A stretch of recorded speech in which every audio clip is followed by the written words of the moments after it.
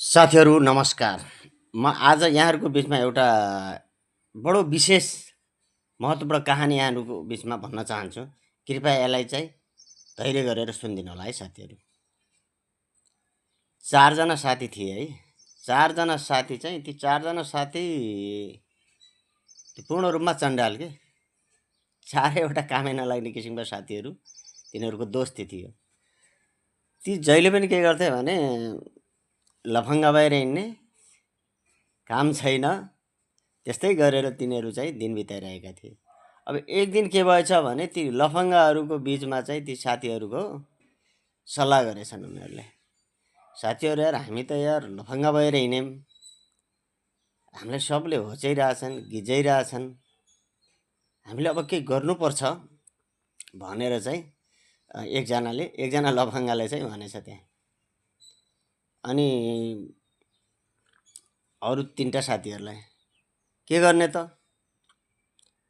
हामीले उ गर्ने, अब व्यवसाय गर्ने, हामी यसरी चाहिँ लहलै लाएर कुर्लिएर चाहिँ नहिँड्ने।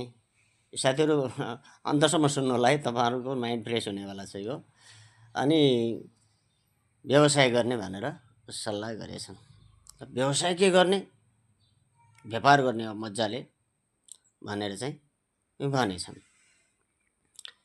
त्यसपछि उनीहरूले चाहिँ एउटा टक्क लाएर चाहिँ पेट्रोल पम्प खोलेछन्। 4 जना त्यही मूर्ख साथीहरूले पेट्रोल पम्प खोले।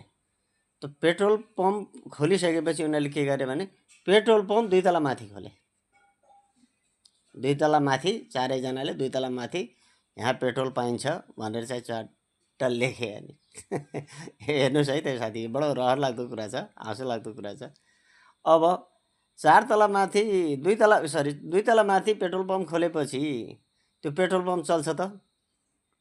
सम्भवै छैन। को जाने माथि 2 तला माथि त्यो पेट्रोल पम्प?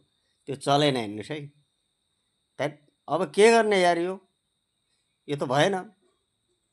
पेट्रोल पम्प त काम गरेन। अब के गर्ने? नाइ, हामीले अब यो पेट्रोल पम्प चलेन है, तपाईँको ग्यास डिलर राख्नुपर्छ भनेर भनेछन् कि। त्यो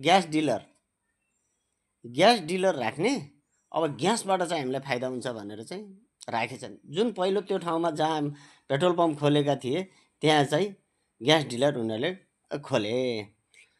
अब ग्यास डिलर खोले मजाले, अब चलाए है।